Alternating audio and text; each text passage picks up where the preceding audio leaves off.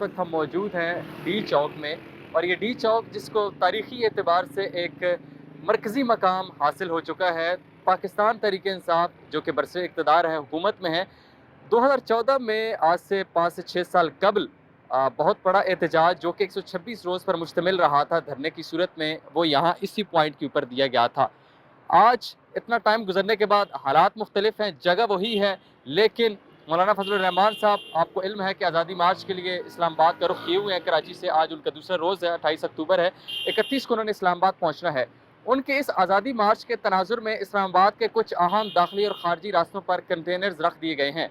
हम इस वक्त मौजूद हैं जिना एवेन्यू पर, और जिना एवेन्यू का ये वो मकाम है जो कि डी चौक है। डी चौक को मुकम्मल तौर पर आप देख रहे हैं कि कंटेनर्स लगाकर मुकम्मल तौर पर सील कर दिया गया है। यहाँ पर इनकमिंग और आउटगोइंग के लिए कोई ऐसा रास्ता खाली नहीं छोड़ा गया कि जिससे आप अंदर जा सकें या आप ये कंटेनर्स को अबूर करते हुए बाहर आ सकें।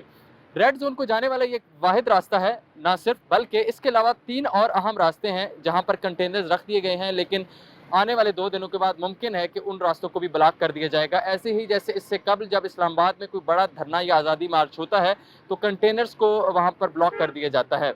रेडियो पाकिस्तान दूसरा चौक है जो कि रेड जोन को जाता है, वहाँ पर भी कंटेनर्स यहाँ रख दिए गए हैं।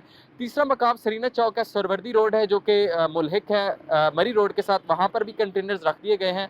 चौथा मकाम मैरियट है जो कि पीटीवी के साथ मुल्हिक है, वहाँ पर भी कंटेनर्स रख दिए गए हैं। इस आज़ादी मार्च के पेश नज़र ये 4 अहम रास्ते हैं जो कि रेड जोन को जाते हैं। और रेड जोन वो एरिया है जहाँ पर हसास इमारतें मौजूद है, parliament house, supreme court, election commission, ये तमाम तर इमारतें वहाँ पर मौजूद हैं। तो उस इलाके की सिक्योरिटी को मद्देनज़र रखते हुए इस इलाके को सील कर दिया जाता है।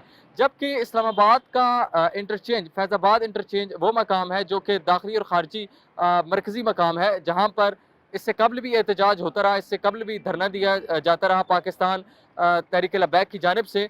वहाँ पर भी कंटेनर्स रखे गए हैं। जबकि इस्लामाबाद का एंट्री मकाम और एग्ज़िट मकाम जो कि कोराल चौक है, वहाँ पर भी कंटेनर्स रखे गए हैं।